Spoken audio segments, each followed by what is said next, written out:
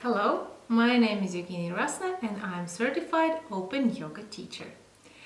Today, for the site yogaopenyoga.com, where everybody who is willing to learn yoga can do it, we are going to review for the course 2 7 short questions that need our attention to be guided to. This is a quick review of these questions that the yoga beginners need to know and that we have quite often received. So in order to kind of escape any misunderstanding in the future, we are going to review them now. So the first question that a lot of people want to know is what skills yoga is giving to the people. What superpowers might I get and stuff like that. Who told you that yoga is giving any skills? Something like mysterious and magic, like moving the objects or levitation, flying in the air, or reading the minds. To tell the truth, it's possible. It's not magic. It's all inside you. It's just how good you know yourself. And yoga is exploration of yourself and exploring of the universe, and along with this process these skills come, but not from the outside. Yoga is not giving you anything, it's just helping you to explore yourself. So it's up to you, no guarantees, no magic, everything logical and clear. Number 2, how well yoga goes together with the sports. In the last class we discussed the question, is yoga a kind of sport? And of course, yoga is not any kind of sport. They have different goals, different kind of ways of achieving these goals. But yoga fabulously, fantastically, and absolutely well goes together with the sports. Just keep in mind that they have different goals. And it's even advisable for you, if you are doing some sports, to remember the ways yoga is inviting us to do, because this will give you long-term results, this will give you a better health condition, and all in all, this is a better result if you look the whole picture together. However, if you are doing yoga and you are doing sports, and you are doing sports for the specific goals, you will know quite well yourself. You will be clear if you violate some kind of rules of yoga, what consequences it could give to you, and maybe some ideas how to fix them. But of course, it's not advisable or recommended to harm yourself if it's possible to avoid it. But yes, yoga sure goes very well together with the sports. And we just need to learn about switching from the activity to the more passive states. And if we are switching from one activity to another and doing it very well harmoniously, then we can do a lot of various activities, and it is helpful. Sometimes there is a push needed from different teachers, and sports can do very well if they have kind of assumption of the life together, like the couple. It's good if they're having the similar goals, similar perspectives of the life, then the family life goes very well together. Number 3, about the age restrictions. Are there any age restrictions for doing yoga or practicing yoga? What do you say? Do you think there are some age restrictions? Not that much, only that you kind of are aware of the different ages and their characteristics. You can easily adjust yoga, and as long as you keep it harmonious, it's good at any age. And of course, the small kid or the toddler or the baby that's born won't be able that clearly practice yoga, but you can create the surrounding for the more successful practice. And we know a lot of people who in a very old age are doing yoga and doing very well, looking beautiful and feeling good. So, next question, number 4, about the guidance. We talked about the certification of yoga schools and the yoga instructors and the teachers. And then the question comes, do I need some initial guidance when starting practicing yoga? It's up to everybody.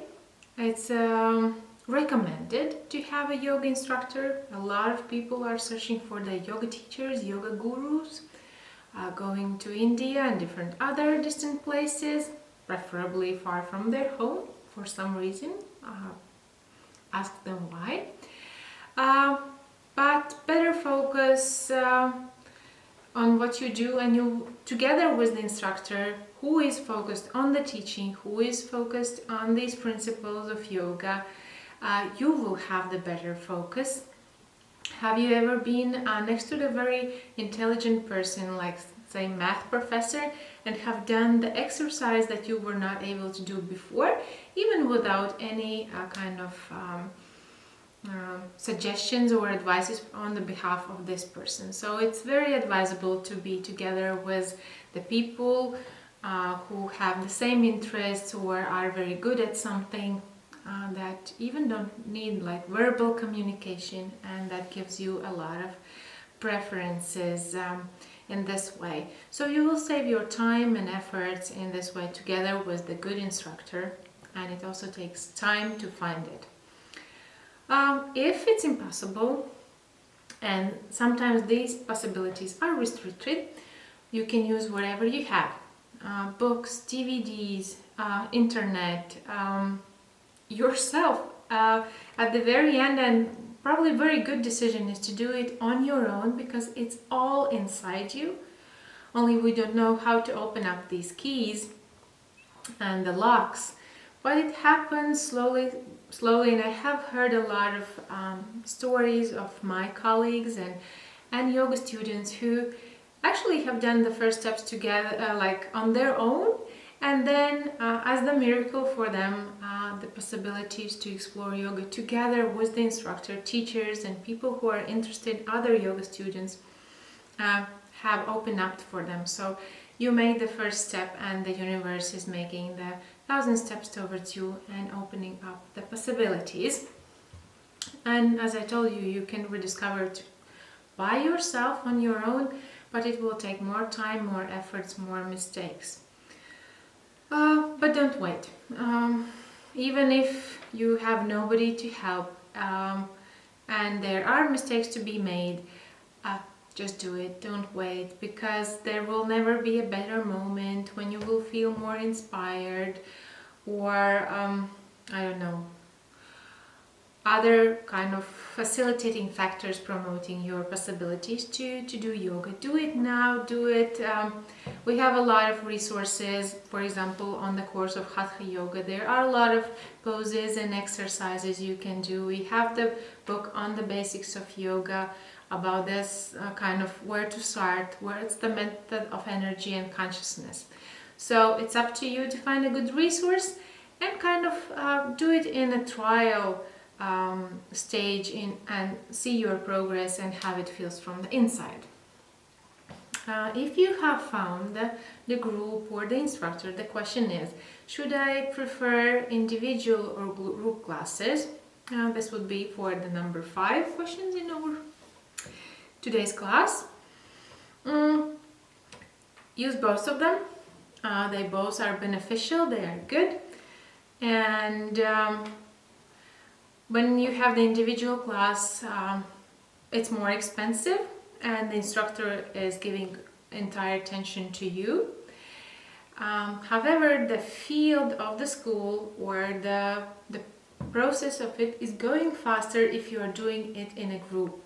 When there are a lot of people together with the same goals, with the same intentions, exploring themselves, the process in some, the other people would say magic way, or we say in the yoga way, happens quite faster, better, and without errors and faults that you can do. There can be your individual practice at home. There can be sometimes some practice with the instructor or the teacher, and then the group practice is going very well. But if you have no such possibilities, then work on your own, and the results will also come this way. The next question is from the students, also quite often heard: can I do only physical yoga? You are talking on your classes that there are many emotional aspects, intellectual aspects given from the yoga. There's a lot of yoga theory, philosophy, quite a lot of terms. Can I just omit it or leave it for time and do only physical? Stepping back in previous classes, I have already mentioned that any reason that brings you to yoga is good. There are purely physical kinds of yoga, like hatha yoga, that a lot of people like and prefer, and you can do mostly the physical one as long as you do know, like, about, as I mentioned, what is yoga, and about the harmony, about the methods of consciousness and energy, and switching them, and this all goes very well. Maybe with the time you will feel that you have quite advanced the physical factor, and you would like kind of bring together some other aspects like theory and philosophy.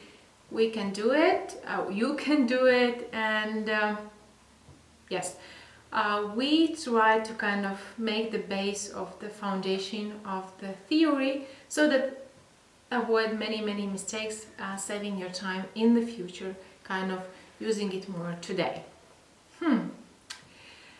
So, and then seventh question, number 7, is the question about the food. Do I have to be a vegetarian in order to practice yoga? Yoga is not some gastronomic club where people would come with the same kind of wishes for the food. There are a lot of clubs, and they are good clubs for the food, and when you start practicing yoga, when you start kind of exploring yourself, you will notice the impact of the food on you, and it's good to know which food is more beneficial, the one that is maybe more harming to you. And there are some physical aspects, as I said, some ethical aspects about the food you consume, but it's your body, it's your life, you decide what you want.